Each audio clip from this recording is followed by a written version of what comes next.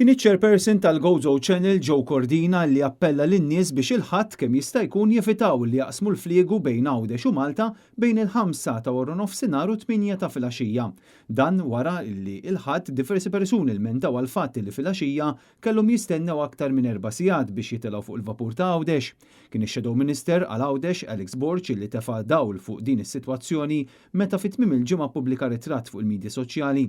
Dan fil-waqt li ringrazzja lil ħaddiema kollha tal-Gozo Channel li f'dawn il-jiem għaddejjin bla nifs biex ipattu għal dak li l-Gvern wiegħed imma ma wettax, servizz ta' raba vapur li jkun wieħed ta' min joqgħod fuqu. F'kummenti lis-sit Newsbook Joe Cordina qal li din is-sitwazzjoni qed tirrepeti ruħha kważi kull nhar ta' ħadd għaliex skontu ħafna Maltin jiżlu Malta wara l-4 ta' nofsinhar. Ir-realtà hi li dan ix-xenarju ilu jiġri għal snin sħaħ u li l-Labor baqa' ma ndirizzax. Iċ-chairperson qal li l-kju twil tal-ħadd kien primarjament minħabba li bħalissa hemm vapur nieqes u l-kju kellu jinqasam bejn 3 vapuri minflok 4.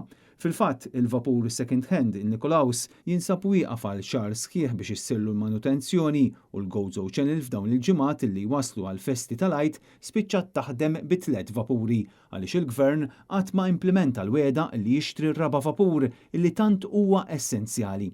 Il-parir ta' chairperson tal-Gozo Channel biex ma naqsmux lejn Malta bejn il-5 u 8 ta' filgħaxija fakkar lil bosta fil-parir li kienu tawna ta' Transport Malta biex ma noħorġux fir-rush hour. Fejn nistgħu nagħtu priorità lit-trasport tal-iskejjel u fejn ikun possibbli nużaw it-toroq tagħna aktar tard u dan għal ġid u r-rispett lejn kulħadd. Dan apparti pariri oħrajn bħal dawk mill-waste serve biex nifriżaw iż-żibel. L-iskart organiku l-borża meta tintela tista' tpoġġiha ġew il-friża u mbagħad toħroġha inti meta tiġi l-ġabra u hemmhekk il-problema ta' riħa solvejta. Robert Cremona, Net News.